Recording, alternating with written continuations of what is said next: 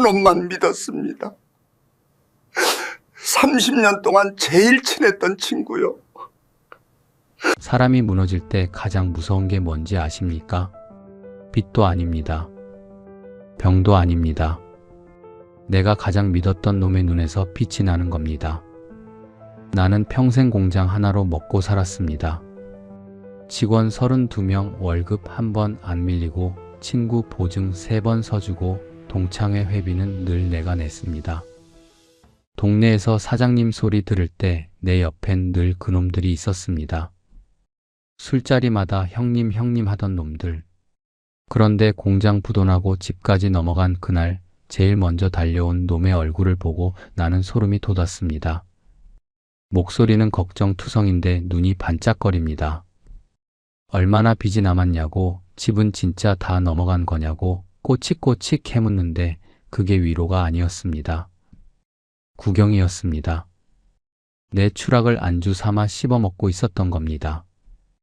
돈을 잃은 건 견딜 수 있었습니다. 사람을 잃은 건 견딜 수가 없었습니다. 지금 이 영상을 그냥 넘기시면 당신도 모릅니다. 언제 당신 옆에 서 있는 사람의 눈빛이 달라지는 순간이 올지. 내 이야기 끝까지 들으시고 댓글 하나만 남겨주십시오. 그 한 줄이 나 같은 사람한테는 다시 사람을 믿어볼 수 있는 이유가 됩니다. 내 이름은 박종수. 올해 71입니다. 경기도 시흥 쪽에서 봉제 공장을 했습니다. 거창한 거 아닙니다. 안산공단 근처 2층짜리 건물에 미싱 38대 돌리면서 평생을 버틴 겁니다. 건물 외벽에 페인트가 벗겨진 데가 있었는데 그거 칠할 시간도 아까워서 20년 넘게 그대로 뒀습니다. 간판도 그냥 하얀 바탕에 검은 글씨로 공장 이름만 쓴 허름한 거였습니다. 남 보여주려고 한 장사가 아니니까요. 새벽 4시 반이면 눈이 떠졌습니다. 알람 같은 거 필요 없었습니다. 몸이 알아서 깨웠습니다. 이불 걷고 일어나면 방이 아직 어두웠습니다. 겨울이면 창문 유리에 성에가 끼어 있었고 내 입김이 하얗게 보였습니다. 마루가 차가워서 발이 시렸습니다. 세수도 대충 하고 작업복을 걸쳤습니다. 거울 앞에 설 때마다 내 얼굴에 주름이 하나씩 늘어가는 게 보였는데 그게 싫지 않았습니다. 일한 만큼 새겨지는 거라고 생각했으니까요. 마누라가 부엌에서 누룽지를 끓여놓은 게 밥상 위에 있었습니다. 뚝배기에서 김이 모락모락 올라오고 그 옆에 깍두기 한 접시. 그게 내 아침이었습니다. 후루룩 말아먹고 나서면 바깥이 아직 깜깜합니다. 대문 나서면 골목의 가로등 불빛이 바닥에 동그랗게 떨어져 있었습니다. 나는 그 불빛을 밟으면서 공장까지 걸어갔습니다. 걸어서 15분 거리였습니다. 그 15분이 내 하루 중에 유일하게 혼자인 시간이었습니다. 차가운 공기가 코끝을 찔렀고 먼 데서 개 짖는 소리가 들렸습니다. 신발 밑에 자갈 밟히는 소리가 고요한 새벽에 또각또각 울렸습니다.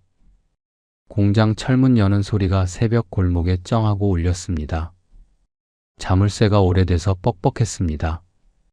열쇠를 돌릴 때마다 쇳길이 긁히는 소리가 났는데 그 소리가 좋았습니다. 하루가 시작되는 소리였으니까요. 문을 밀고 들어가면 먼지 냄새하고 미신 기름 냄새가 섞여서 코를 찔렀습니다. 그 냄새가 좋았습니다.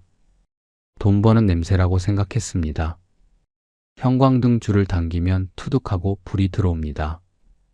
흰 빛이 공장 바닥을 쫙 비추면 미싱 위에 쌓인 원단이 산처럼 보였습니다. 청색 원단, 검정 원단, 가끔 빨간 원단. 색깔별로 쌓아놓은 게 겹겹이 탑을 이루고 있었습니다. 그걸 하나하나 만져보면서 오늘 물량 계산하는 게 내 하루의 시작이었습니다. 원단을 만질 때 손끝에 느껴지는 결이 있습니다. 좋은 원단은 매끄럽고 싸구려는 거칩니다. 나는 그 차이를 눈 감고도 알았습니다. 20년 넘게 만졌으니까요. 직원들이 6시쯤 하나둘 들어옵니다. 조선족 아줌마들이 많았습니다. 이른 아침인데도 어찌나 부지런한지 들어오자마자 앞치마 두르고 미싱 앞에 앉았습니다. 말은 잘 안 통했습니다. 처음에는 손짓 발짓으로 가르쳤습니다. 그래도 손이 빨랐습니다. 한 달만 배우면 혼자서 척척 해냈습니다. 그 사람들한테 고마웠습니다. 미싱 돌아가는 소리가 공장 전체를 울리기 시작하면 그때부터는 전쟁이었습니다. 다다다다다. 38대가 한꺼번에 돌아가면 귀가 먹먹할 정도였습니다. 말을 해도 안 들립니다. 그래서 손짓으로 소통했습니다. 엄지 올리면 잘하고 있다는 뜻이고, 손바닥을 쫙 펴서 흔들면 멈추라는 뜻이고, 납기 맞추려고 점심도 서서 먹는 날이 한 달에 열흘은 됐습니다. 김밥 한 줄 한 손에 들고 나머지 손으로 원단을 넘기던 때도 있었습니다. 그때는 그게 힘든지도 몰랐습니다. 그냥 해야 하는 거니까 했습니다. 저녁이면 직원들 다 보내고 나 혼자 공장에 남았습니다. 미싱 돌아가는 소리가 멈추면 공장이 갑자기 조용해집니다. 형광등 불빛 아래서 나 혼자 원단을 정리하면서 내일 물량을 확인했습니다. 공장 한쪽 구석에 내 책상이 있었는데 거기 앉아서 계산기를 두들겼습니다. 오래된 전자 계산기가 버튼 누를 때마다 딸깍딸깍 소리가 났습니다. 그 소리 들으면서 숫자를 맞추다 보면 밤 9시, 10시가 됐습니다. 집에 돌아오면 마누라가 따뜻한 국을 끓여놓고 기다리고 있었습니다. 밥상 위에 김치찌개 하나, 계란말이 하나. 소박한 밥상이었지만 그게 하루 중에 가장 행복한 시간이었습니다. 밥 먹으면서 마누라한테 오늘 무슨 일이 있었냐고 물으면 마누라는 별일 없다고 했습니다. 나도 별일 없다고 했습니다. 그게 우리 부부의 대화였습니다. 대단한 말이 오간 적이 없었습니다. 그래도 그게 편했습니다.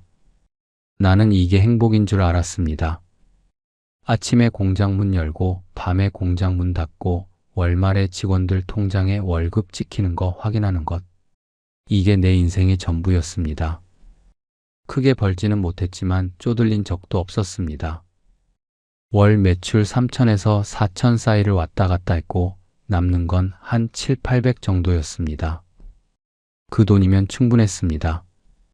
아이들 대학 등록금 대고 명절에 부모님 용돈 드리고 마누라한테 가끔 옷 한 벌 사주면 딱 맞았습니다. 분에 넘치는 걸 바란 적이 없습니다. 그때 내 옆에는 늘 같은 얼굴들이 있었습니다. 고등학교 동창 영호, 군대 동기 상철이, 공단에서 같이 시작한 바로 옆 공장 사장 만수. 이 세 놈이 내 인생에서 가장 가까운 사람들이었습니다. 한 달에 두세 번은 꼭 만나서 소주잔을 기울였습니다. 공단 앞 허름한 횟집이 단골이었습니다. 붉은 플라스틱 의자에 엉덩이를 걸치고 앉아서 회 한 접시에 소주 서너 병을 비웠습니다. 영호가 분위기 메이커였습니다. 목소리가 크고 웃음이 시원했습니다. 상철이는 과묵한 편인데 술석 잔 넘어가면 말이 많아졌습니다. 만수는 매일 보는 사이인데도 술자리에서는 또 다른 얼굴이었습니다. 낮에는 옆 공장 사장으로서 좀 딱딱했는데 술 앞에서는 해벌쭉 웃었습니다. 경조사에 서로 빠진 적이 한 번도 없었습니다. 영호 아버지 돌아가셨을 때 내가 제일 먼저 장례식장에 갔고 상철이 둘째 아들 돌잔치 때는 금반지를 맞춰서 갖다 줬습니다. 만수 딸 결혼할 때는 축의금을 두둑하게 넣었습니다. 나는 그게 사람 사는 거라고 생각했습니다. 관계라는 건 이렇게 쌓는 거라고. 내가 쌓으면 상대도 쌓는 거라고. 내가 잘 나갈 때 이놈들은 늘 이렇게 말했습니다. 종수 형은 복도 많아. 공장도 잘 되고 마누라도 착하고. 아이고 형님이 우리 중에 제일이야. 나는 그 말을 들으며 싱글벙글 웃었습니다. 그게 진심인 줄 알았으니까. 그놈들의 웃음 뒤에 뭐가 숨어 있는지 꿈에도 몰랐습니다. 사람이 돈이 좀 되면 주변에서 손을 벌립니다. 나는 그걸 거절할 줄 모르는 사람이었습니다. 아니, 거절하는 게 의리 없는 짓이라고 생각했습니다. 남이 어려운데 내가 좀 여유 있으면 도와주는 게 당연한 거 아닙니까? 우리 아버지가 그렇게 가르쳤습니다. 사람 사이에 정이 돈보다 위라고. 어려울 때 돕는 게 진짜 사람이라고. 영호가 제일 먼저였습니다. 고등학교 때부터 같이 다니던 놈인데 사업을 2번이나 말아먹고 셋째가 태어났을 때 전화를 했습니다. 밤 11시쯤이었습니다. 마누라는 이미 잠들어 있었고 나는 거실에서 텔레비전을 켜놓고 멍하니 있었습니다. 전화벨이 울렸습니다. 영호였습니다. 형, 나 진짜 급해. 목소리가 떨렸습니다. 셋째가 태어났는데 산후조리원 비용도 없고 밀린 카드값에 월세까지 3달치가 밀렸다고. 2천만 원만 빌려달라고. 2천이면 나한테도 적은 돈이 아니었습니다. 한 달 순이익 중에서 거의 3분의 1이었습니다. 그래도 좋습니다. 다음날 은행에 가서 돈을 찾아 봉투에 넣어서 직접 갖다 줬습니다. 영혼의 집 앞에서 만났는데 그놈이 봉투를 받으면서 고개를 숙였습니다. 형, 고마워. 꼭 갚을게. 어깨가 축 처져 있었습니다. 불쌍했습니다. 차용증 같은 건 쓰지도 않았습니다. 30년 넘은 우정의 종이 한 장이 뭡니까? 그렇게 생각했습니다. 그놈이 가져간 2천만 원. 결국 한 푼도 안 돌아왔습니다. 그게 12년 전 일입니다. 상철이는 보증을 서달라고 했습니다. 작은 가게를 내는데 은행 대출 보증이 필요하다고. 안산 중앙동 쪽에 치킨집을 하겠다고 했습니다. 프랜차이즈 가맹비에 인테리어까지 합치면 8천만 원이 필요한데 자기 돈은 3천밖에 없다고. 나머지 5천은 은행에서 대출받아야 하는데 보증인이 있어야 한다고. 마누라가 말렸습니다. 저녁 밥상 앞에서였습니다. 된장찌개에 밥을 비비면서 마누라가 숟가락을 내려놓고 나를 똑바로 봤습니다. 여보, 보증은 안 돼. 보증 서다 망한 사람 얼마나 많은데. 뉴스에서도 맨날 나오잖아. 목소리가 단호했습니다. 마누라가 그렇게까지 강하게 말하는 건 드문 일이었습니다. 나는 괜찮아, 상철이가 어떤 놈인데 하면서 마누라를 안심시켰습니다. 군대에서 2년을 같이 굴렀는데 그놈이 나를 배신하겠습니까? 훈련소에서 같이 얻어맞고 전방에서 같이 보초 서고 외출 나가면 같이 짜장면 먹던 놈입니다. 그 시절의 정이 얼마나 깊은데. 마누라 잔소리가 귓등으로 넘어갔습니다. 도장을 찍었습니다. 은행 창구에 앉아서 서류에 도장을 콩콩 찍는데 그 소리가 생각보다 무겁게 울렸습니다. 근데 그때는 신경도 안 썼습니다. 만수는 좀 달랐습니다. 바로 옆 공장이니까 매일 얼굴을 마주쳤습니다. 아침에 출근하면 만수네 공장 철문 여는 소리가 먼저 들렸습니다. 점심때 가끔 컵라면 들고 와서 우리 공장 사무실에서 같이 먹었습니다. 이놈은 직접 돈을 빌려달라고 한 적은 없습니다. 근데 술자리에서 넌지시 어려운 티를 냈습니다. 요즘 거래처가 자꾸 단가를 깎아서 힘들다. 직원들 월급 주기도 빠듯하다. 원단 값은 오르는데 제품 단가는 안 올라. 소주잔을 기울이면서 한숨을 쉬었습니다. 그러면 내가 알아서 도왔습니다. 원단 남은 거 넘겨주기도 하고 내 거래처 물량 일부를 만수한테 돌려주기도 했습니다. 한 번은 대형 거래처에서 물량이 한꺼번에 들어온 적이 있었습니다. 우리 공장만으로는 납기를 맞추기 빠듯했는데 만수한테 절반을 넘겼습니다. 만수가 좋아하면서 형 덕분에 이번 달 직원 월급 걱정 없겠다고 했습니다. 나는 뿌듯했습니다. 사장님들끼리 이렇게 해야 다 같이 사는 거 아니겠습니까? 진심으로 그렇게 생각했습니다. 동창회 회비, 개모임 갯돈, 후배 결혼 축의금, 선배 칠순 잔치, 형편이 어려운 동네 어르신 병원비, 공장 직원 자녀 학자금까지. 나는 안 된다는 말을 못했습니다. 누가 찾아와서 사정 이야기를 하면 가슴이 먼저 반응했습니다. 머리로는 안 되는 줄 알면서도 손이 지갑으로 갔습니다. 그게 내 성격이었습니다. 태어날 때부터 그랬는지 살면서 그렇게 된 건지는 모릅니다. 그냥 남이 힘든 걸 보면 못 지나치는 사람이었습니다. 마누라가 가끔 한숨을 쉬었습니다. 저녁에 설거지를 하다 말고 싱크대에 손을 짚고 서서 한숨을 푹 쉬었습니다. 당신은 남 좋은 일만 하다가 정작 우리 노후는 어떡하려고 그래. 적금이라도 좀 부어야 하는 거 아니야. 나는 웃으면서 대답했습니다. 걱정 마. 공장 잘 돌아가니까. 그 말이 얼마나 얄팍한 자신감이었는지 그때는 정말 몰랐습니다. 마누라의 한숨이 예언이었다는 걸 나중에야 깨달았습니다. 한 가지 지금도 선명하게 기억나는 장면이 있습니다. 영호한테 2천만 원 빌려준 다음 날이었습니다. 밤이었습니다. 마누라가 부엌에서 설거지를 하고 있었습니다. 수도꼭지에서 물이 졸졸 흘러나왔고 그릇 부딪히는 소리가 달그락 났습니다. 내가 물 한 잔 따르려고 부엌에 들어갔습니다. 마누라가 등을 보인 채로 말했습니다. 여보, 그 돈 못 받아. 나 느낌이 그래. 물소리 사이로 그 말이 찰칵하고 박혔습니다. 나는 마누라 등을 바라봤습니다. 앞치마 끈이 허리에서 한번 꼬여 있었고 목덜미에 잔머리가 축축하게 달라붙어 있었습니다.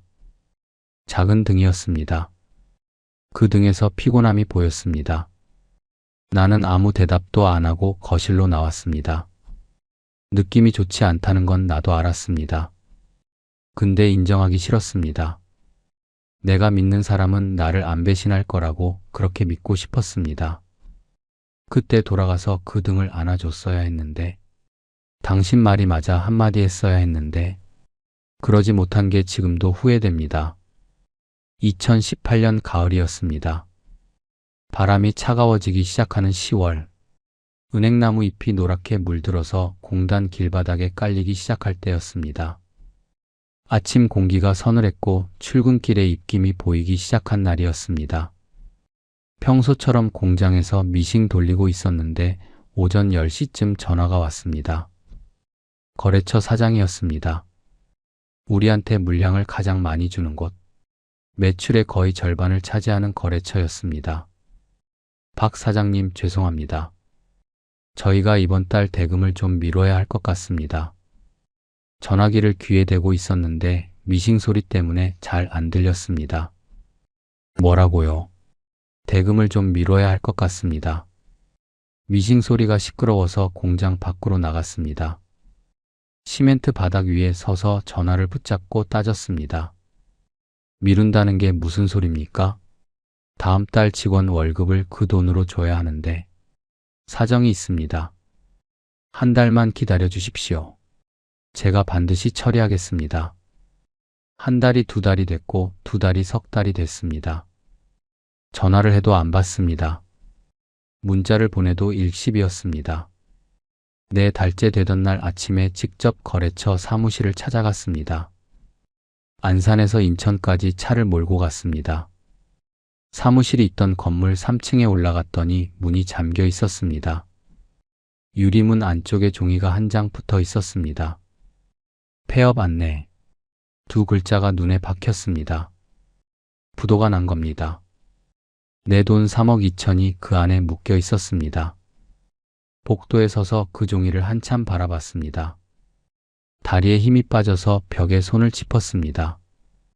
형광등이 지직거리면서 복도를 비추고 있었는데 그 빛이 갑자기 눈부셨습니다. 현기증이 났습니다. 거기서 끝이 아니었습니다. 연쇄였습니다. 그 거래처에 물건 넣던 다른 업체들도 줄줄이 쓰러졌고 나한테 하청을 주던 또 다른 거래처도 흔들렸습니다. 한 곳이 무너지니까 도미노처럼 넘어갔습니다. 전화가 오면 겁이 났습니다. 또 안 좋은 소식일까봐. 물량이 뚝 끊겼습니다. 공장 미싱이 돌아가질 않으니 전기세만 나가고 있었습니다. 어느 날 오후에 공장에 혼자 앉아 있었습니다. 형광등 불빛 아래 빈 미싱 38대가 줄지어 서 있었습니다. 미싱 바늘이 하나같이 위를 향해 멈춰 있었습니다. 원단도 없고 실도 안 걸려 있는 빈 기계들. 평소에는 시끄러울 정도로 소리가 가득하던 곳이 숨소리만 들렸습니다. 천장에 매달린 형광등 하나가 깜빡거렸습니다. 지직, 지직. 그 소리가 이상하게 크게 들렸습니다. 내 인생이 저 기계들처럼 멈춰버린 거였습니다. 그 사실을 받아들이는데 몸이 반응했습니다. 손이 떨렸습니다. 평생 미싱 부품을 잡던 이 손이 주먹을 쥐어도 떨림이 멈추질 않았습니다. 상철이 보증건도 터졌습니다. 그놈 치킨집이 망한 겁니다. 1년도 안 됐습니다. 은행에서 연락이 왔습니다. 보증인으로서 나머지 금액을 갚으셔야 합니다. 8천만 원. 공장도 안 돌아가는데 8천만 원을 어디서 구합니까? 전화를 끊고 한참을 멍하니 앉아 있었습니다. 눈앞이 깜깜했습니다. 비유가 아니라 진짜 시야가 좁아지는 느낌이었습니다. 숨이 가빠왔습니다. 집에 와서 마누라한테 말했습니다. 부엌에서 저녁 준비를 하고 있던 마누라가 내 말을 듣더니 하던 일을 멈췄습니다. 칼을 도마 위에 내려놓았습니다. 그리고 천천히 부엌 바닥에 주저앉았습니다. 아무 말도 안 했습니다. 그냥 앉아서 앞치마 끝을 두 손으로 꽉 쥐고 있었습니다. 입술이 파르르 떨렸습니다. 그 모습을 보면서 나는 생각했습니다. 칼로 가슴을 찌르는 것보다 이게 더 아프구나. 마누라가 말없이 바닥에 주저앉은 그 모습이 내가 그동안 마누라한테 뭘 한 건가? 걱정 마, 공장 잘 돌아가니까. 그 말이 얼마나 거짓이었는지. 나도 옆에 앉았습니다. 부엌 바닥 타일이 차가웠습니다. 냉장고 돌아가는 윙 소리만 들렸습니다. 도마 위에 반쯤 썬 무가 놓여 있었고 싱크대에서 물이 한 방울씩 떨어지고 있었습니다. 똑, 똑. 그 소리가 시계 초침처럼 들렸습니다. 시간이 천천히 흘러가는 것 같았습니다. 마누라가 한참 만에 입을 열었습니다. 어떻게? 딱 그 한마디. 나는 대답을 못했습니다. 빚을 정리하려고 이리 뛰고 저리 뛰었습니다. 은행 찾아가고 변호사 상담받고 세무사한테 전화하고 결국 공장을 넘겼습니다. 20년 넘게 내 손으로 일군 공장이었습니다. 38대 미싱을 하나하나 트럭에 실을 때 다리에 힘이 풀렸습니다. 미싱 하나가 트럭 위로 올라갈 때마다 내 인생의 한 조각이 떨어져 나가는 것 같았습니다. 마지막 미싱이 올라갔을 때 공장 바닥에 기름 자국만 네모나게 남아 있었습니다.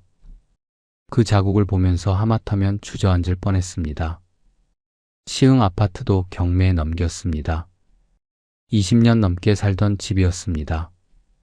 아이들이 여기서 컸습니다. 큰아들이 이 방에서 수능 공부를 했고 작은 아들이 저 거실에서 자전거를 타겠다고 떼를 쓰던 집이었습니다. 마누라가 베란다에서 화분을 가꿨습니다. 제라늄이 빨갛게 피어있던 베란다. 이삿짐 실으면서 마누라가 그 베란다 난간을 한참 만졌습니다. 손끝으로 쓸어내리듯이 페인트가 살짝 벗겨진 난간을 손가락 끝으로 더듬었습니다. 나는 차마 그 옆에 서 있지를 못했습니다. 복도로 나가서 벽에 등을 기대고 눈을 감았습니다. 아파트 복도에 형광등 불빛이 하얗게 퍼져 있었고 어디선가 옆집 텔레비전 소리가 웅웅 들려왔습니다. 이 소리도 이제 다시는 못 듣겠구나. 그 생각이 나니까 눈에 물이 찼습니다. 공장 직원 32명한테 마지막 월급을 줬습니다. 한 명 한 명 봉투를 건넸습니다. 조선족 아줌마들이 봉투를 받으면서 고개를 숙였습니다. 미안합니다, 사장님. 그 말 듣는 게 제일 힘들었습니다. 미안한 건 나인데 내가 더 잘했어야 하는데. 거래처 미수금 정리하고 보증 채무 갚고 나니까 남은 게 없었습니다. 정확히 말하면 빚이 남았습니다. 5억 3천. 이른 가까운 나이에 5억 3천만 원의 빚을 지고 안산 외곽 반지하 월세방으로 들어갔습니다. 보증금 500에 월세 35만 원짜리 방이었습니다. 짐이라고는 이불 2채하고 옷까지 몇 벌이 전부였습니다. 공장 문 닫았다는 소문은 빠르게 퍼졌습니다. 공단이 좁은 동네니까요. 아침에 컵라면 사러 나간 편의점에서 아는 사장님을 마주쳤는데 눈을 피했습니다. 그 사람도 알고 있었습니다. 박 사장 망했다는 거. 소문이라는 게 그렇습니다. 좋은 소문은 느리고 나쁜 소문은 바람보다 빠릅니다. 사흘도 안 돼서 전화가 오기 시작했습니다. 제일 먼저 연락한 게 영호였습니다. 형, 나 들었어. 공장 넘어갔다며. 괜찮아, 형. 내가 갈게. 전화기 너머로 영호 목소리가 급했습니다. 걱정하는 사람의 목소리. 그렇게 들렸습니다. 그때까지는 반지하 월세방에서 영호를 만났습니다. 이놈이 소주 2병하고 오징어 1봉지를 들고 왔습니다. 편의점 비닐봉지에 담겨 있었습니다. 봉지가 축 늘어져 있었고 소주병끼리 부딪히는 소리가 났습니다. 반지하 문 열었더니 영호가 방을 둘러봤습니다. 좁은 방이었습니다. 20평 아파트에서 살다가 방 한 칸짜리 반지하로 왔으니까 영호 눈이 방 구석구석을 훑었습니다. 벽에 곰팡이 핀데 천장 구석에 물샌 자국, 바닥에 깔린 낡은 장판. 그걸 다 확인하고 나서 마주 앉았습니다. 좁은 방이라 무릎이 닿을 정도였습니다. 영호가 소주를 따르면서 말했습니다. 형, 진짜 어떡해? 내가 뭘 도와줄까? 목소리가 무거웠습니다. 걱정하는 톤이었습니다. 소주를 한 잔 주면서 내 눈을 봤습니다. 그런데 이상했습니다. 눈이 달랐습니다. 평소에 영호 눈은 좀 처져 있고 기운이 없는 편이었습니다. 원래 체력이 약하고 안색이 누리끼리한 놈이었습니다. 그런데 그날따라 눈에 힘이 들어가 있었습니다. 눈동자에 광이 있었습니다. 반짝거린다는 표현이 맞습니다. 형광등 불빛이 영호 눈에 비친 건지 눈 자체가 빛나는 건지 구분이 안 됐습니다. 내 얼굴을 빤히 보면서 질문을 쏟아냈습니다. 빚이 정확히 얼마야? 5억이 넘어. 5억 3천. 그 숫자를 말하니까 영호 눈이 더 커졌습니다. 집은 경매 넘어간 거야 아니면 임의 매각이야? 경매야. 시흥 아파트. 시세가 얼마였는데? 거의 4억 했었지. 그걸 다 날린 거야. 마누라는 뭐라 해? 아들은 알아. 직원들 퇴직금은 다 줬어. 밀린 건 없어. 질문이 끊이지 않았습니다. 나는 하나하나 대답했습니다. 속이 찢어지는 걸 입 밖으로 꺼내는 게 이렇게 힘든 건지 처음 알았습니다. 말을 할 때마다 목구멍에서 뭔가 걸리는 느낌이었습니다. 소주를 들이켜야 겨우 다음 말이 나왔습니다. 그런데 영호는 고개를 끄덕이면서 계속 물었습니다. 되묻고 또 되물었습니다. 마치 뉴스 기자가 사건 현장에서 취재하듯이. 아니, 그것보다 더 집요했습니다. 형사가 취조하는 것 같았습니다.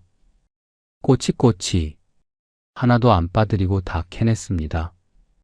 빚 액수, 경매 상황, 마누라 반응, 아들 반응, 앞으로 계획.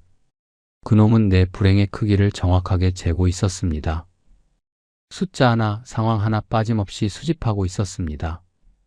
처음엔 그냥 걱정이 많아서 그러나 보다 했습니다. 친구니까 자세히 알고 싶은 거겠지. 그렇게 이해하려고 했습니다. 그런데 1시간쯤 지나고 나니까 뭔가 이상하다는 걸 느꼈습니다. 영호가 소주를 마시면서 입꼬리가 올라갔습니다. 아주 살짝. 남들은 못 볼 정도로. 소주잔을 기울이는 찰나에 입가에 스치는 그 미세한 움직임. 근데 30년 넘게 그놈 얼굴을 봐온 내가 못 알아볼 리가 없습니다. 영호가 웃을 때 왼쪽 입꼬리가 먼저 올라갑니다. 그게 그놈의 습관입니다. 고등학교 때부터 그랬습니다. 시험에서 나보다 점수가 높을 때 그렇게 웃었고 내가 여자친구한테 차였다고 말했을 때도 그렇게 웃었습니다. 그 입꼬리를 내가 모를 리가 없습니다. 그놈이 웃고 있었습니다. 입으로는 형 힘들겠다 하면서 속으로는 웃고 있었던 겁니다. 등에 소름이 돋았습니다. 문자 그대로 닭살이 쫙 일었습니다. 팔뚝에 솜털이 곤두섰습니다. 여름이었는데 추웠습니다. 반지하 방 안이 갑자기 얼음장 같았습니다. 영호 얼굴을 보는데 그놈이 다른 사람처럼 보였습니다. 30년 넘게 알던 친구가 아니라 처음 보는 낯선 사람. 아니, 낯선 것보다 더 무서웠습니다. 익숙한 얼굴 뒤에 숨어있던 진짜 얼굴이 드러난 거니까. 영호가 돌아가고 나서 소주병 2개가 빈 채로 방바닥에 눕혀져 있었습니다. 오징어 다리 뜯어먹은 껍질이 신문지 위에 널려 있었고요. 소주 냄새와 오징어 냄새가 좁은 방 안에 가득했습니다. 나는 그 자리에 한참을 앉아 있었습니다. 형광등이 지직거리면서 깜빡였습니다. 지직, 깜빡, 지직, 깜빡. 그 리듬에 맞춰서 영호 입꼬리가 올라가는 장면이 반복해서 떠올랐습니다. 이상한 게 돈 잃은 것보다 그놈의 그 입꼬리가 더 아팠습니다. 5억 3천을 날린 것보다 30년 우정이 가짜였다는 게 더 아팠습니다. 그날 밤 잠을 못 잤습니다. 천장을 보면서 영호 눈빛을 계속 떠올렸습니다. 반짝거리던 그 눈, 위로하는 척 캐묻던 그 목소리, 소주잔 뒤로 스친 그 입꼬리, 전부 한편의 연극이었습니다. 그놈은 나를 위로하러 온 게 아니었습니다. 내 추락을 확인하러 온 겁니다. 확인하고 안심하러. 아, 종수가 나보다 밑으로 떨어졌구나. 그 안도감을 얻으러 온 겁니다. 영호만 그런 게 아니었습니다. 그게 더 무서웠습니다. 한 놈만 그런 거면 그 한 놈이 원래 못된 놈이었다고 생각하면 됩니다. 근데 셋 다 그랬습니다. 상철이가 찾아왔습니다. 이놈은 자기 보증 때문에 내가 8천만 원을 더 물어야 했던 놈입니다. 미안한 놈입니다. 찾아오면 첫마디가 형 미안해여야 정상 아닙니까? 그런데 이놈이 반지하 방에 들어와서 첫마디가 뭔 줄 아십니까? 형, 나도 힘들어. 나도 힘들어. 그러더니 주저앉아서 내 얘기보다 자기 가게 망한 얘기를 더 길게 했습니다. 치킨 기름값이 올라서 마진이 안 남았다. 알바가 갑자기 안 나왔다. 프랜차이즈 본사에서 위약금을 물린다. 이놈은 자기 사정을 줄줄이 늘어놓았습니다. 30분 넘게. 내가 5억 3천 빚을 진 사람인데 그 앞에서 자기 8천만 원 사정을 이야기하고 있는 겁니다. 미안해야 할 자리에서 자기 사정을 늘어놓는 게 뭡니까? 나는 속에서 뭐가 치밀었지만 참았습니다. 그래도 친구라는 생각이 아직 남아 있었으니까. 그러다가 상철이가 슬쩍 물었습니다. 톤이 바뀌었습니다. 뭔가 확인하려는 사람의 목소리였습니다. 형 공장 넘어간 거 진짜야. 빚이 5억이 넘는다며. 내가 고개를 끄덕이니까 상철이 표정이 미묘하게 풀렸습니다. 긴장이 빠지는 얼굴이었습니다. 입이 살짝 벌어지면서 눈에 힘이 풀렸습니다. 아, 나만 망한 게 아니구나. 그 안도감이 상철이 얼굴에 그대로 찍혀 있었습니다. 글씨 쓴 것처럼 선명하게. 상철이가 돌아가면서 한 말이 더 가관이었습니다. 형, 그래도 형은 나보다 오래 하셨잖아. 좋을 때도 많이 누리셨잖아. 무슨 소립니까? 부도 나서 빚더미에 앉은 사람한테 좋을 때도 많이 누리셨잖아. 그게 위로입니까? 형은 나보다 높은 데서 떨어진 거니까 아프겠지만 그래도 형이 누린 게 있지 않느냐. 돌려 말하면 이겁니다. 나는 속으로 생각했습니다. 이놈이 미안해서 온 게 아니라 확인하러 온 거구나. 내가 자기보다 더 크게 망했다는 걸 확인하고 안심하러 온 거구나. 만수는 더 노골적이었습니다. 바로 옆 공장이었으니까 내 상황을 가장 정확하게 알고 있었습니다. 공장 경매 넘어가는 과정을 옆에서 다 지켜봤습니다. 미싱 실어가는 트럭을 자기 공장 앞에서 봤을 겁니다. 그런데 이놈은 직접 찾아오지도 않았습니다. 전화 한 통 없었습니다. 문자도 없었습니다. 매일 보던 놈이 갑자기 투명인간이 됐습니다. 나중에 다른 사람한테 들었습니다. 공단에서 알던 또 다른 사장님이 슬쩍 말해줬습니다. 만수가 뭐라고 했는지. 사장님들 모인 술자리에서 만수가 이렇게 말했답니다. 박 사장 그거 완전히 끝났어. 빚이 5억이 넘는데 집도 넘어가고 반지하로 갔대. 거봐, 내가 뭘 했어. 무리하게 확장하더니 결국 저렇게 되는 거야. 나는 처음부터 불안했어. 안주 삼아서 이야기하더랍니다. 게다가 덧붙이기까지 했답니다. 그래도 나는 욕심 안 부리고 조심하니까 이렇게 버티는 거야. 내가 만수한테 원단 넘겨주고 거래처 물량 돌려줬던 게 불과 몇 달 전입니다. 그놈 공장 살려준 게 나였습니다. 만수 직원들 월급 나올 수 있게 해준 게 내 물량이었습니다. 그런데 내가 쓰러지니까 돌아서서 제일 먼저 하는 짓이 내 뒷담을 까는 겁니다. 그것도 모자라서 거봐, 내가 뭘 했어. 마치 내 부도가 자기 선견지명을 증명하는 것처럼 떠들고 다녔습니다. 제가 뭘 무리하게 확장했습니까? 미싱 38대를 20년 넘게 그대로 돌린 사람한테 무리한 확장이라니. 거래처가 부도난 건 내 잘못이 아닌데 그 억울함이 분노보다 더 크게 올라왔습니다. 세 놈 모두 같았습니다. 형태만 달랐을 뿐 본질은 하나였습니다. 내 추락이 그놈들한테는 안도였고 확인이었고 즐거움이었습니다. 영호는 눈빛으로 즐겼고 상철이는 비교하면서 안심했고 만수는 뒷담으로 우월감을 채웠습니다. 30년 넘게 쌓은 우정이라는 게 이 정도밖에 안 되는 거였습니다. 내가 위에 있을 때는 다들 내 그늘 아래서 편하게 웃었습니다. 내가 아래로 떨어지니까 그 그늘이 없어진 게 아니라 그놈들이 내 위로 올라선 겁니다. 그 자리가 그놈들한테는 그토록 달콤했던 겁니다. 밤에 반지하 방 천장을 보면서 생각했습니다. 내가 뭘 잘못한 걸까? 왜 이놈들은 내가 무너지는 걸 보면서 저런 표정을 짓는 걸까? 천장에 물이 샌 자국이 누렇게 번져 있었습니다. 보일러 배관이 지나가는 데서 물이 스며든 겁니다. 형광등 불빛 아래서 그 얼룩이 사람 얼굴처럼 보였습니다. 영호 얼굴, 상철이 얼굴, 만수 얼굴. 셋 다 웃고 있었습니다. 내가 미쳐가고 있는 건지 천장 얼룩이 웃는 게 보이는 건지 모르겠더라고요.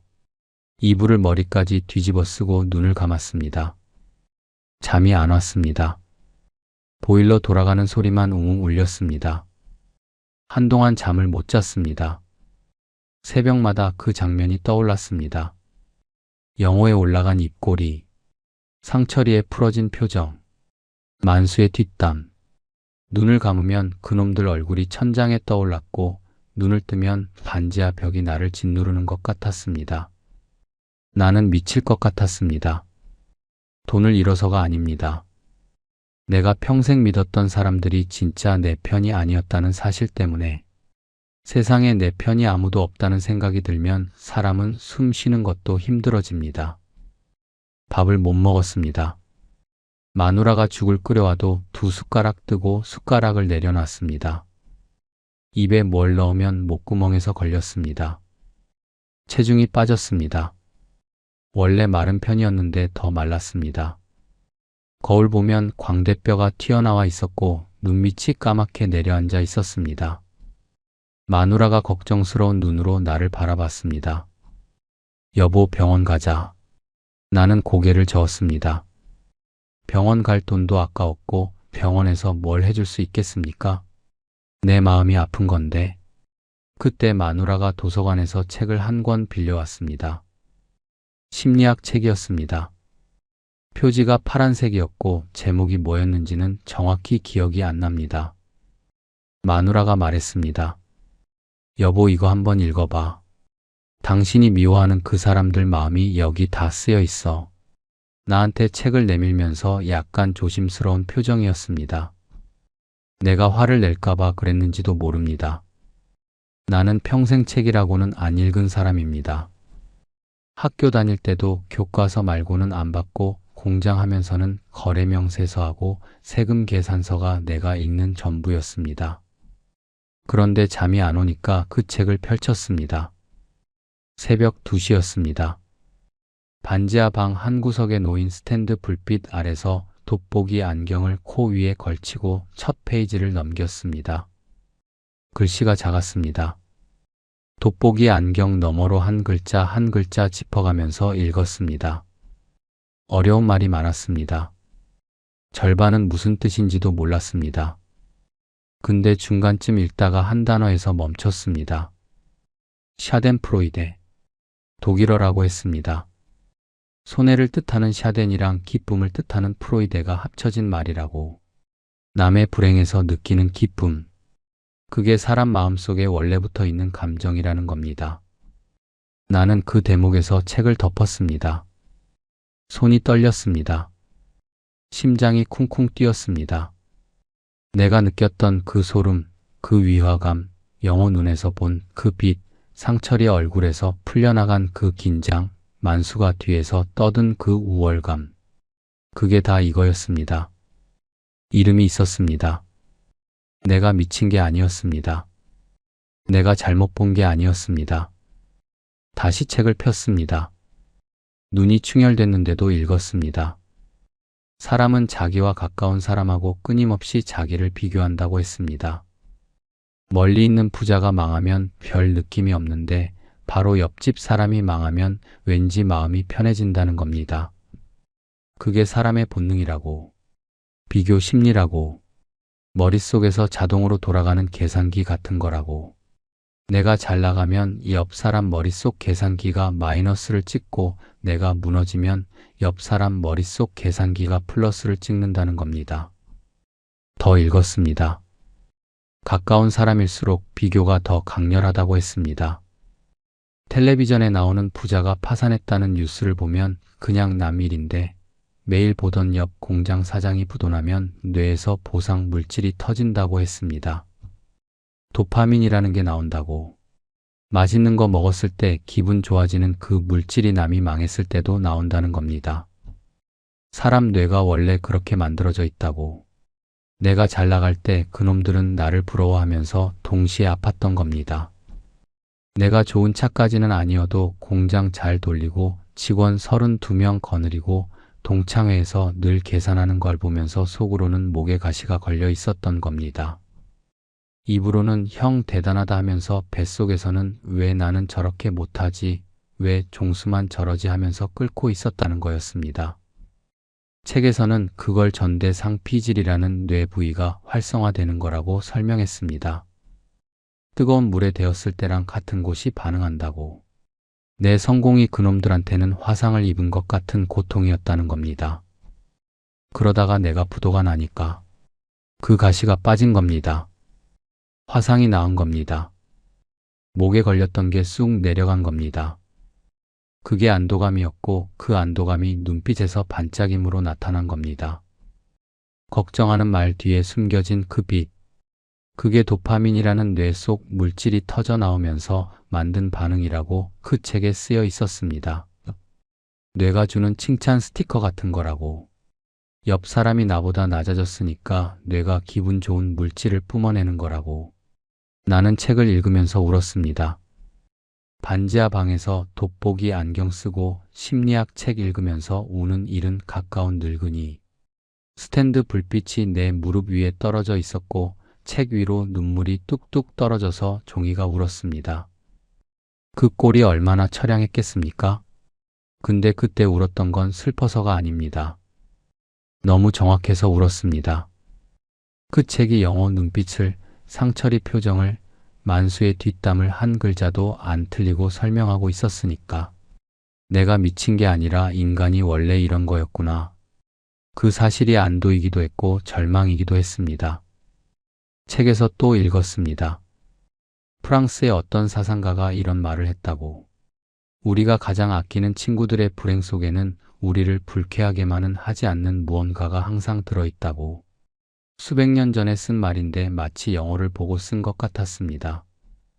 독일의 어떤 철학자는 더 무서운 말을 했습니다. 질투는 인간의 본능이지만 타인의 불행을 즐기는 마음은 악마에 가깝다고. 악마. 그 단어가 눈에 박혔습니다. 내 친구들이 악마였다는 겁니까? 아닙니다. 악마가 아니라 그냥 사람이었던 겁니다. 사람 안에 악마가 한 조각씩 들어있는 거였습니다. 그걸 70 먹어서야 알았습니다. 그렇게 석 달을 알았습니다. 밥도 못 먹고 잠도 못 자고 사람이 파리해졌습니다. 체중이 7kg가 빠졌습니다. 원래 66kg였는데 59까지 떨어졌습니다. 마누라가 죽이라도 끓여서 떠먹였습니다. 호박죽을 해왔습니다. 단호박을 쪄서 으깨고 찹쌀가루를 넣어서 끓인 겁니다.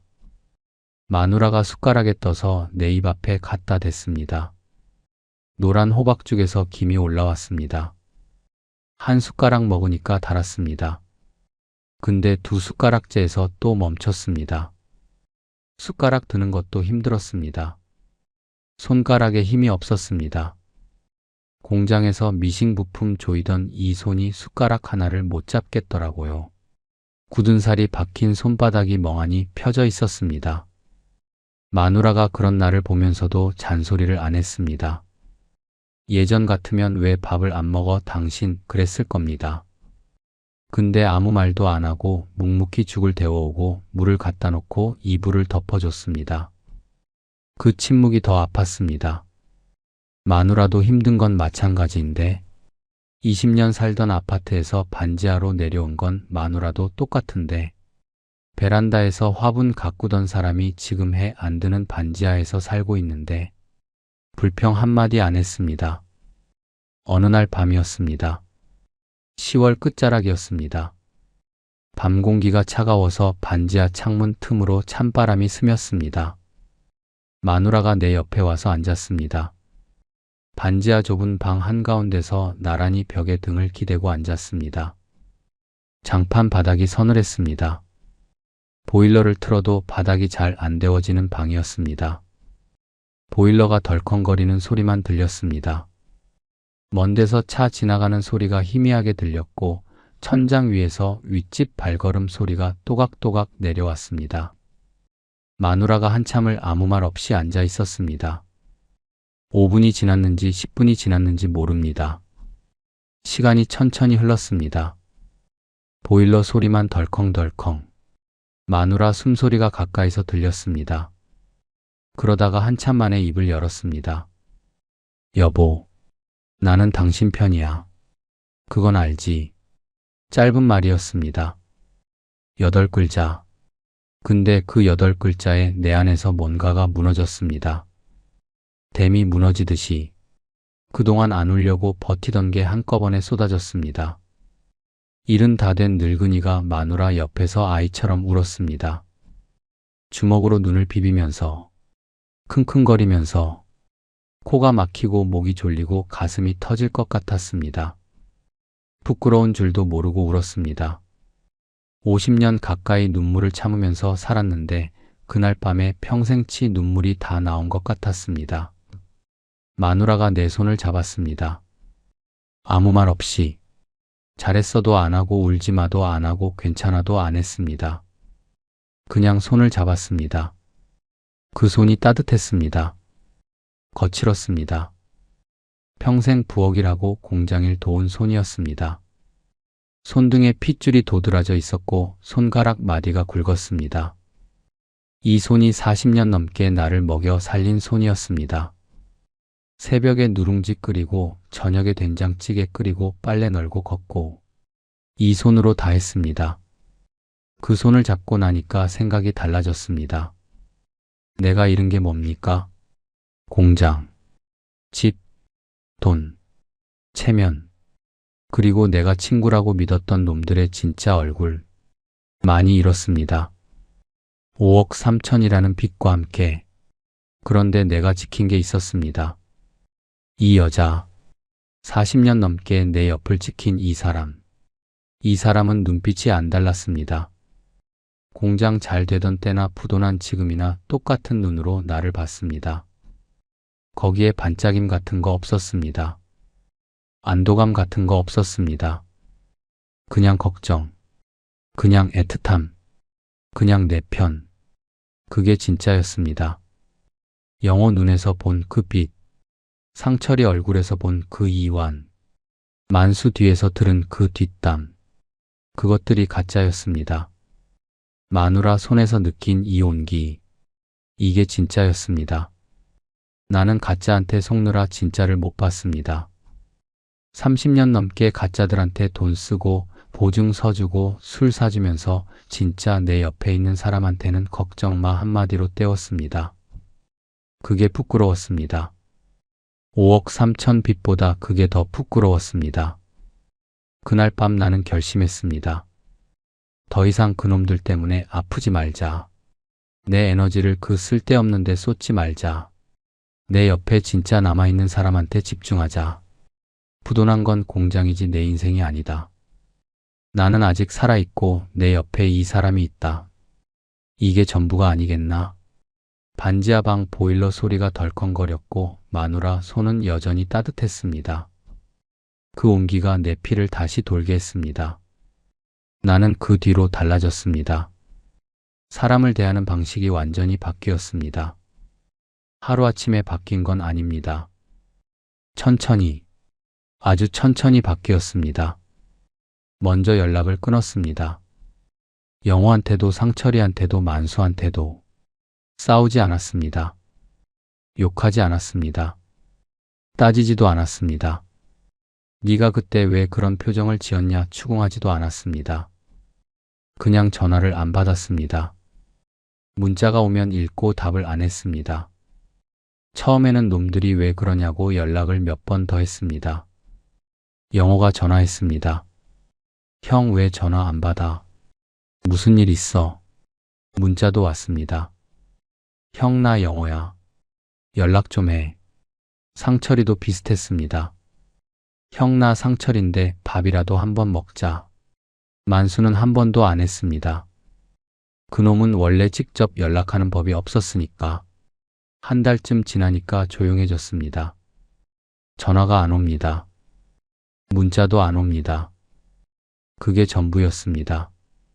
30년 우정의 끝이 그거였습니다. 내가 연락을 안 받으니까 한 달 만에 포기하더라고요. 30년을 형님 하던 놈들이 한 달이면 끝났습니다. 솔직히 말하면 그게 좀 허무했습니다. 아, 이 정도였구나. 원래부터 이 정도였구나. 대신 나는 침묵을 배웠습니다. 내 속사정을 아무한테나 꺼내지 않는 법을 배웠습니다. 70년 만에 배운 겁니다. 늦었지만 그래도 배웠습니다. 평생 누가 물어보면 속을 다 까놓고 살았습니다. 공장 매출이 얼마야 하면 솔직히 말했고 집값이 얼마야 하면 있는 그대로 말했습니다. 그게 의리라고 생각했습니다. 사람 사이에 숨기는 게 없어야 한다고. 그 생각이 나를 망하게 한 겁니다. 이제는 다릅니다. 아는 사람 만나면 잘 지내느냐고 물어봅니다. 나는 그냥 네 잘 지냅니다 하고 넘어갑니다. 빚이 얼마 남았는지, 반지하가 얼마나 추웠는지, 마누라 무릎이 얼마나 아픈지 그런 얘기 안 합니다. 어디 아파, 뭐 힘든 거 있어 아무리 친절하게 물어도 딱 잘라 대답합니다. 괜찮습니다. 잘 지냅니다. 상대한테 내 약점을 넘기지 않습니다. 내 상처를 남의 안주로 내놓지 않습니다. 그 심리학 책에서 읽은 말이 있습니다. 자극과 반응 사이에 공간이 있다고. 누가 내 상황을 캐물으면 그 순간이 자극입니다. 예전에 나는 자극이 오면 바로 반응했습니다. 물어보면 다 대답했습니다. 이제는 그 사이에 공간을 둡니다. 한 박자 쉽니다. 이 사람이 왜 이걸 물어볼까? 진짜 걱정해서인가 아니면 확인하려는 건가? 그 한 박자가 나를 지킵니다. 반지하에서 2년을 살고 나서 작은 일을 시작했습니다. 봉제 외주 일감을 받아서 미싱 2대로 마누라하고 둘이 돌렸습니다. 아는 사장님한테 부탁해서 소량 외주를 받았습니다. 치퍼 달기, 단추 달기, 마무리 봉제 같은 소일이었습니다. 큰 돈이 안 됩니다. 하루에 7, 8만 원 벌면 잘 번 겁니다. 한 달에 200 정도. 그래도 내 손으로 버는 돈이었습니다. 미싱을 다시 앞에 놓고 페달을 밟았을 때 다다다다. 그 소리가 발밑에서 올라오는데 온몸이 떨렸습니다. 반가워서. 이 소리가 내 인생이었는데 20년 넘게 매일 들었던 이 소리가 이렇게 반가울 줄은 몰랐습니다. 마누라가 옆 미싱에 앉아서 원단을 넘기는데 고개를 돌려서 나를 봤습니다. 웃고 있었습니다. 살짝. 그 미소가 영호의 입꼬리와는 완전히 달랐습니다. 거기엔 안도가 아니라 희망이 있었습니다. 지금도 빚이 남아 있습니다. 다 못 갚았습니다. 그래도 조금씩 줄여가고 있습니다. 한 달에 50만 원씩 갚고 있습니다. 계산기 두들겨 보면 다 갚으려면 한참 남았습니다. 내 수명이 먼저일지 빚 갚는 게 먼저일지 모릅니다. 그래도 갚는 겁니다. 한 달에 50이라도. 반지하에서 지상 월세로 올라왔습니다. 대단한 거 아닙니다. 작은 방 2개짜리 빌라입니다. 2층이라 계단을 좀 올라가야 합니다. 무릎이 안 좋은 마누라한테는 그 계단이 힘들었을 겁니다. 근데 마누라가 뭐라고 했는지 아십니까? 여보, 여기는 해가 들어. 창문으로 아침 햇살이 비쳤습니다. 마누라 얼굴에 빛이 떨어졌습니다. 반지하에서 2년을 해 없이 살았으니까 그 빛이 얼마나 소중한지 우리만 압니다. 아침에 일어나면 마누라가 된장찌개 끓여놓은 냄새가 방 안에 가득합니다. 된장 냄새에 마늘 냄새가 섞여서 코끝을 간지럽힙니다. 밥 먹으면서 창밖을 봅니다. 대단한 풍경이 아닙니다. 맞은편 건물 벽이 보이고 그 위로 하늘이 조금 보입니다. 근데 그걸 보면서 밥 먹을 때 나는 생각합니다. 이게 내 인생이구나. 화려하지 않아도 이게 진짜구나. 가끔 길에서 영호를 마주칩니다. 시장 가는 길에, 아니면 병원 갈 때. 시흥이 넓은 동네가 아니니까 어쩌다 보게 됩니다. 먼저 눈을 돌리지 않습니다. 피하지도 않습니다. 그냥 고개를 까딱하고 지나갑니다.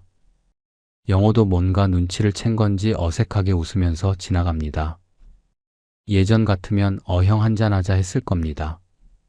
이제는 안 합니다. 그놈한테 더 이상 내 속을 보여줄 생각이 없습니다. 미워하는 것도 아닙니다. 원망하는 것도 아닙니다. 그냥 이제 알았으니까. 그놈이 어떤 사람인지 알았으니까. 알면 거리를 두는 겁니다. 그게 나를 지키는 방법입니다. 상철이는 소식을 모릅니다. 어떻게 사는지 관심도 없습니다. 만수는 아직 공단에서 공장을 돌리고 있다고 들었습니다. 잘 되는지 안 되는지는 모릅니다. 알고 싶지도 않습니다. 그놈들의 안부가 더 이상 내 관심사가 아닙니다. 사람을 다 믿지 않는 게 냉정한 거라고 생각하실 수도 있습니다. 나는 다릅니다. 다 안 믿는 게 아니라 아무한테나 안 믿는 겁니다. 진짜 내 편인 사람, 그 사람한테만 마음을 엽니다. 그게 마누라 한 명뿐이어도 괜찮습니다. 한 명이면 충분합니다. 100명이 형님 하는 것보다 한 명이 여보 나는 당신 편이야 하는 게 1000배 만배 힘이 됩니다. 나는 그걸 5억 3천이라는 수업료를 내고 배웠습니다. 마지막으로 이 말씀만 드리겠습니다. 당신 옆에 있는 그 사람, 당신이 무너졌을 때 눈빛이 어떻게 변하는지 한번 보십시오.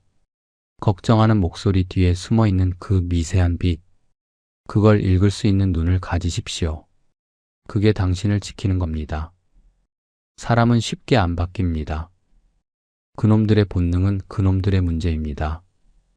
당신이 할 수 있는 건 당신의 상처를 아무 식탁 위에나 올려놓지 않는 겁니다. 침묵이 방패입니다. 거리가 갑옷입니다. 내 속사정을 함부로 꺼내지 않는 게 칼을 뺏는 겁니다. 그리고 당신 옆에 남아있는 진짜 한 사람, 그 사람의 손을 꽉 잡으십시오. 그 손이 거칠어도 괜찮습니다. 핏줄이 도드라져도 괜찮습니다. 그 손의 온기가 당신이 다시 일어서는 힘이 됩니다. 화려한 말 필요 없습니다. 형님 대단해 그런 말 필요 없습니다. 그냥 나는 당신 편이야. 그 한마디면 됩니다. 나는 지금 71입니다. 빚이 아직 남아있고 미싱 2대가 내 전 재산입니다. 공장도 없고 차도 없고 아파트도 없습니다. 근데 불행하지 않습니다. 아침에 일어나면 된장찌개 냄새가 나고 창문으로 해가 들어오고 옆에 마누라가 있습니다. 미싱 페달을 밟으면 다다다다 소리가 나고 하루가 끝나면 마누라랑 나란히 앉아서 텔레비전을 봅니다. 그게 내 하루입니다. 그게 내 전부입니다. 내 옆에 사람이 있으니까. 진짜 사람이